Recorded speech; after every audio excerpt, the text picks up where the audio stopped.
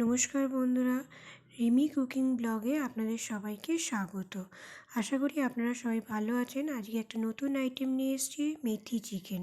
তো দেখুন, মেথি চিকেন নিতে চিকেন নিয়েছি, মেথি শাকটাকে খুব ভালো করে ধুয়ে পরিষ্কার করে নিয়েছি। আর যা যা লাগবে এখানে পেঁয়াজ, আদা, রসুন আর টক দই সব কিছুই নিয়ে নিয়েছি। এবার চিকেনেতে আমরা টক দইটা দিলাম, তার সাথে আদা আর রসুনটা কুড়ে নিয়েছি অল্প করে, সেইটা দিয়ে দিলাম। দিয়ে সেটাকে তার সাথে সামান্য একটু নুন দিয়ে চিকেনটাকে ভালো করে মাখিয়ে নেব। মাখিয়ে ম্যারিনেট করে রেখে দেবো। রেখে দেবো। তো দেখুন, এখন শীতকালে মেথি শাক খুবই পাওয়া যায়, অ্যাভেলেবেল থাকে। তো টাটকা মেথি শাক দিয়ে মেথি চিকেন বানাতে খুবই ভালো লাগবে। তো আমরা কড়াইতে সামান্য অল্প তেল দিয়ে দিলাম। তেলেতে এবার আমরা তেলটা একটু হালকা গরম হলে ফোড়নে শুকনো লঙ্কা, গোটা জিরে, গোটা গরম মশলা আর গোটা গোলমরিচ দিয়ে ভালো করে ফোড়নটা একটু যখন গন্ধ ছেড়ে আসবে তখন তার মধ্যে পেঁয়াজ কুচি দিয়ে দিলাম।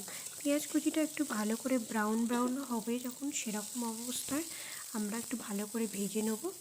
ভেজে নেবার পর সেইগুলোতে আমরা মেথি শাকটা দিয়ে দেবো। তো দেখুন, আমরা ভালো করে আগে নেড়ে নিচ্ছি। আমি নেড়ে নিয়ে ভালো করে দেখুন চিকেন এগুলো পেঁয়াজগুলোকে ছাড়িয়ে নিচ্ছি।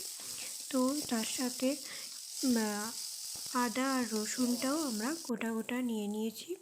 সেটা তার সাথে এবার আমরা একটু মেথি শাকও দিয়ে দিচ্ছি। মেথি শাকটা দিয়ে ভালো করে নেড়ে নেবো, যাতে মেথি শাকের যে কাঁচা যে গন্ধটা সেটা একটু কেটে যাবে।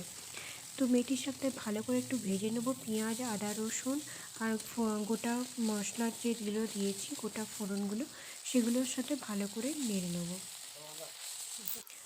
তারপরে একটু সামান্য নুন দিলাম।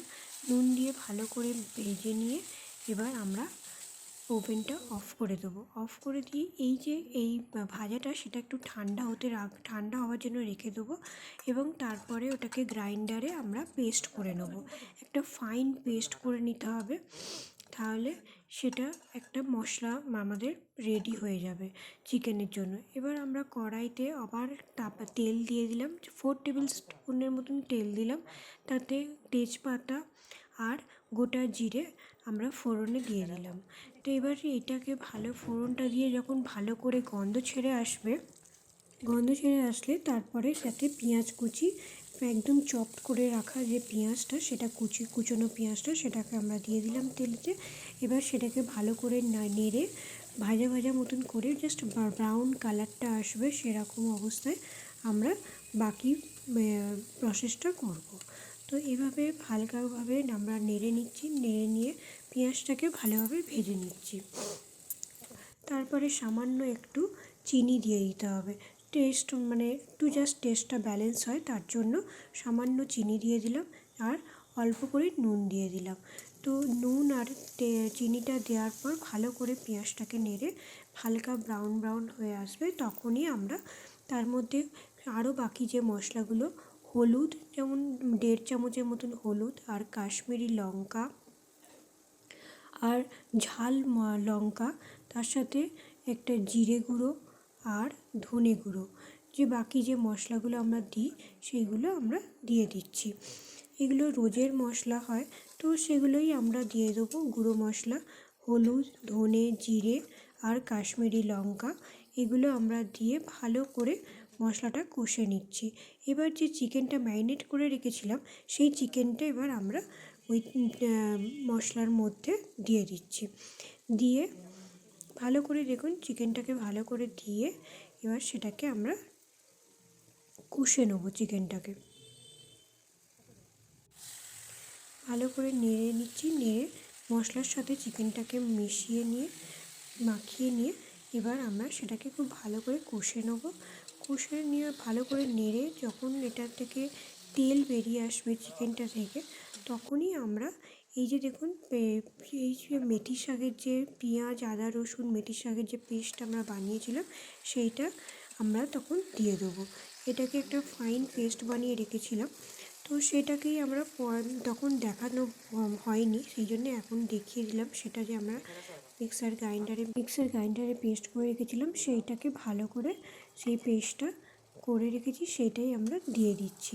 তো দিয়ে চিকেনটাতে ভালো করে আমরা ওই যে মেথি শাকের যে পেস্টটা সেটাকে মশলাটা মাখিয়ে নিচ্ছি। দেখুন ভালো করে কষে নিচ্ছি, কষে কষে যে যখনই চিকেনটার থেকে এইটার সঙ্গে মিশে যাবে মশলাটা, তখন একটা সে তেল মানে যখনই এটা হয়ে যাবে কষাটা, তখন একটা তেল বেরিয়ে আসবে চিকেনটা থেকে। তো তখনই রান্নাটা প্রায় কমপ্লিট হয়ে আসবে আমাদের। তো দেখুন এই যে তেল বেরিয়ে আসছে, চিকেনটা ফুটে উঠেছে মশলাটা। এবার সামান্য একটু চাপা দিয়ে আমরা কমিয়ে দেবো, গ্যাসটাকে সিমে করে চাপা দিয়ে রেখে দিলাম যাতে চিকেনটা একটু সেদ্ধ হয়ে যায়। তারপরে ওপরে লাস্টের দিকে একদম ওপরে সামান্য একটু বাটার দিয়ে দিলাম আমরা। তো এবার কমপ্লিট হয়ে গেল আমাদের চিকেনটা। এবার আমরা সার্ভ করে নিচ্ছি একটা সার্ভিং বোলেতে। আমি চিকেনটাকে সার্ভ করে নিচ্ছি।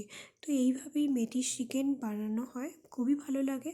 আমি তো এইভাবেই বানাই, আপনারা কীভাবে বানাবেন সেটা আপনারা আমাকে জানাবেন। আর আপনাদের যদি রেসিপিটা ভালো লাগে তাহলে অবশ্যই একটা লাইক করে দেবেন আর শেয়ার করে দেবেন। আর কীরকম লাগলো আপনাদের এই রেসিপিটা সেটা অবশ্যই আমাকে কমেন্টে জানাবেন। আর আপনারা এটা করে অবশ্যই একবার টেস্ট করবেন, তাতে আপনাদের অবশ্যই ভালো লাগবে। নমস্কার।